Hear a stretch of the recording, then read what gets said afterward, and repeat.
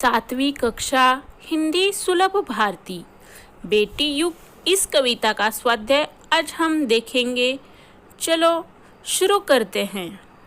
सवाल पहला, कविता की पंक्तियां पूरी करो। क बेटी युग डैश डैश डैश डैश गढ़ेंगे। हमें आंसर लिखना है। बेटी युग में बेटा बेटी सभी पढ़ेंगे सभी बढ़ेंगे, फौलादी लेने कई इरादे खुद अपना इतिहास गढ़ेंगे। ख बेटी युग डैश डैश डैश डैश उत्थान पर्व है। इसका आंसर है बेटी युग सम्मान पर्व है, पुण्य पर्व है, ज्ञान पर्व है, सब का सम्मान करे तो जन जन का उत्थान पर्व है। सवाल दूसरा, जानकारी लिखो। बेटी पर्व, इसका आंसर है बेटी पर्व अर्थात बेटियों के सम्मान का पर्व, उनको बेटों के समान महत्व देना, उनकी परवरिश पर उचित ध्यान देना, बेटियों के साथ किसी भी प्रकार का भेदभाव न किया जाए, उनकी शिक्षा दीक्षा भी बेटों के समान की जाए, बेटियों को आगे बढ़ने के, स्वयं को स्थापित करने के समुचित अवसर प्रदान किए जाए। सवाल दूसरा, जानकारी लिखो। 6 शिक्षामय विश्व। शिक्षामय विश्व का अर्थ है विश्व में सभी लोग पढ़े लिखे हो।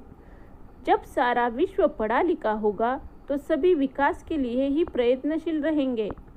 कोई भी किसी भी प्रकार का विनाश नहीं चाहेगा। पृथ्वी पर शांति का वातावरण होगा। कोई किसी का हक नहीं छीनना चाहेगा।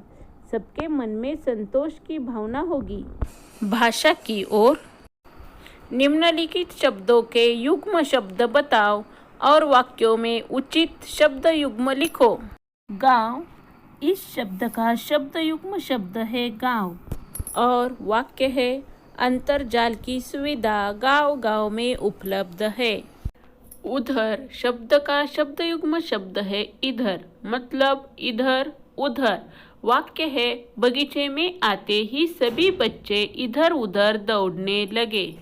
घूमना, इस शब्द का शब्द युग्म शब्द है फिरना। वाक्य है सेहत के लिए घूमना फिरना अच्छा होता है। धन, इस शब्द का शब्द युग्म शब्द है दौलत। धन दौलत। वाक्य है अथक परिश्रम से उसने धन दौलत कमाई। पहचान, इस शब्द का शब्द युग्म शब्द है जान। जान पहचान। वाक्य है समारोह में सभी जान पहचान वालों को आमंत्रित किया। कूड़ा, इस शब्द का शब्द युग्म शब्द है कचरा। कूड़ा कचरा।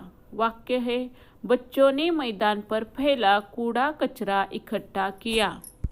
फूल, इस शब्द का शब्द युग्म शब्द है फल। फल फूल। वाक्य है बाजार से बहुत सारे फल फूल खरीद कर लाए।